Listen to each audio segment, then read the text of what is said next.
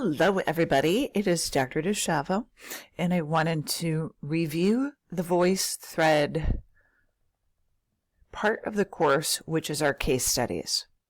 So just to give you a reference point, I'm in one of the sections. I come into Module 1. So, well, let me back out even more. When you sign in, you'll see the course.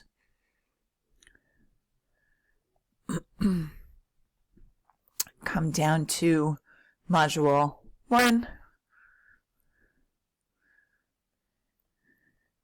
Here is your weekly material. Your objectives. This week is a little bit different in that we will have one extra VoiceThread, but this is just an introductory video where you'll go in and answer a few brief questions. This has nothing to do with VoiceThread, but this is where your PowerPoints are. Here's chapter 1, here's chapter 13. People get a little confused about that, so a little extra tip for today. If you come down below that, for assessments, you'll have weekly VoiceThreads. And please review that. That's just an attestation for week 1 for the course. Choose your case study for a VoiceThread presentation, and there every week will be 3. You will choose one. Read through them. Hint, hint, earlier in the week, if you choose, you get the one you want. You will pick one. So if you've decided you want to review the case study for Mrs. Turner, that will be yours if it is not already full. You'll put together a presentation about this material. There are questions. Make sure you review them and answer them. And what you will be doing is creating a 3 to 5 minute video about case 1 as your case study. And your goal is to figure out what's wrong with this patient, give your diagnosis, and support your diagnosis. Now, while we're here, I have more material about that. But let's talk about the other 2 case studies. Once everyone has submitted their case studies Wednesday evening, you will then go in and form a very well-organized response as to why you think your classmates gave a diagnosis for case 2 or 3, why you support it or why you do not, and you need supporting material. Please don't make this a comment on how good they look. I know people are probably laughing a little bit right now, but it has happened. What a good job. You could say you did a good job, of course, that's fine, but that shouldn't be the bulk of your presentation. Your response should be well organized, well formed, just as if you would be presenting it to a patient or a colleague. And every week you'll have different case studies that tie into the weekly material. So if you need help looking up a diagnosis, go back to your book and or your notes or your lectures. Pardon me. Each student will record a 3 to 5 minute video. For the case study, you'll respond to the 2 other case studies, okay? Not just your own. You need to have a well-organized response to the other 2 that are not yours.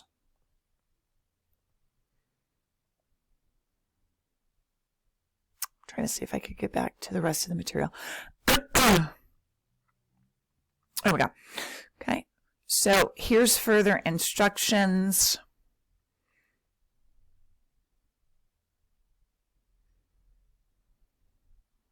It's pretty much the same thing that we just looked at. And then the next area down is where you actually submit the case study itself. Now, if you go into assignment support in the course, which is maybe the 2nd or 3rd tab down, here is a rubric that we've put together. Try to make this as clear as possible.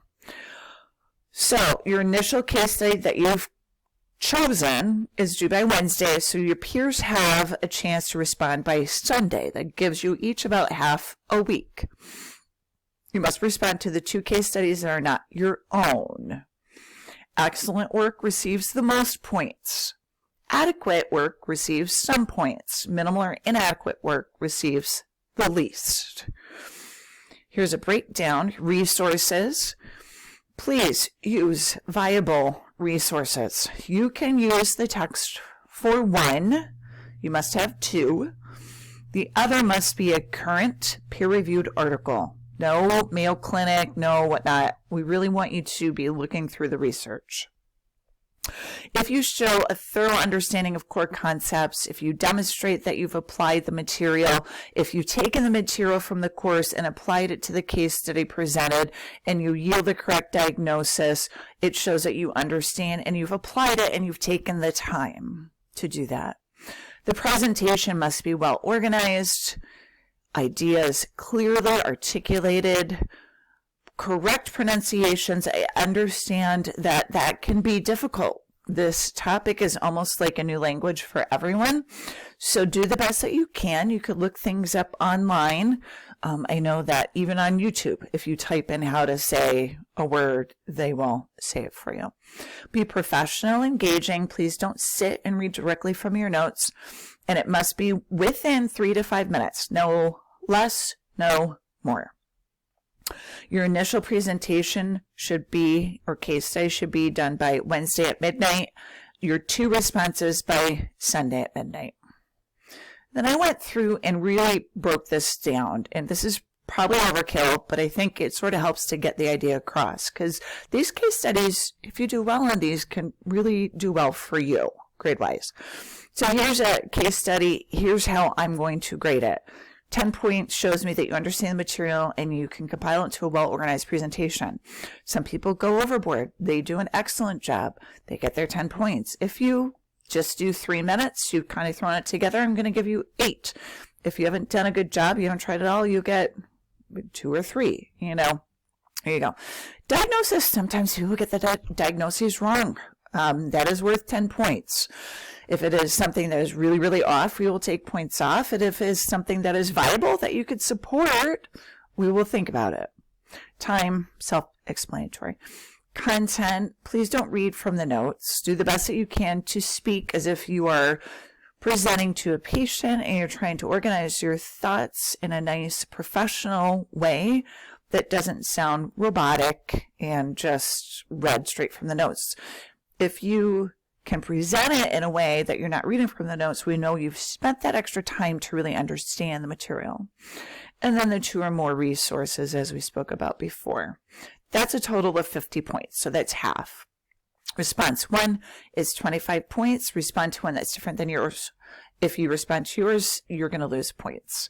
Provide a diagnosis and a potential differential diagnosis. Susie, I think it could be this, but maybe it's that. Just another idea.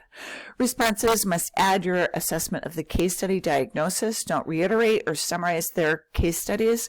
We want to hear your thoughts on it and whether you support or you disagree with them. And of course, be kind. If someone has the wrong diagnosis, it happens to all of us. Just, kindly state, I have found in my experience that perhaps this might be another option. Provide 1 to 2, so with the responses, because they are a bit shorter, you only need 1 to 2 cited resources. Once again, must be current and peer-reviewed, and then they must, of course, support your response. And then the responses are 1 to 3 minutes, no less, and those are worth 5 points. So we have that all broken down, and response 2 is the same thing.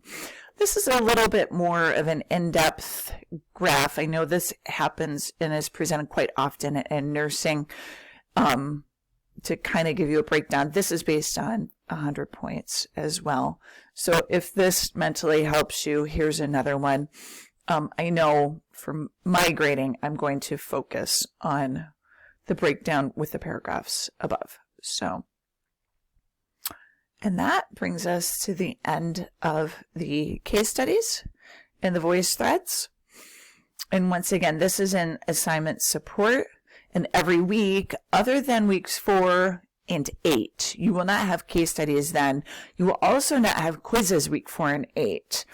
So during those weeks, you will have in week 4 your midterm and week 8 your final.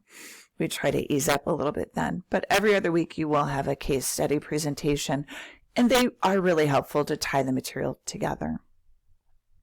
If you have any questions, feel free to email your facilitator. I hope you are all well and have a great week. Take care.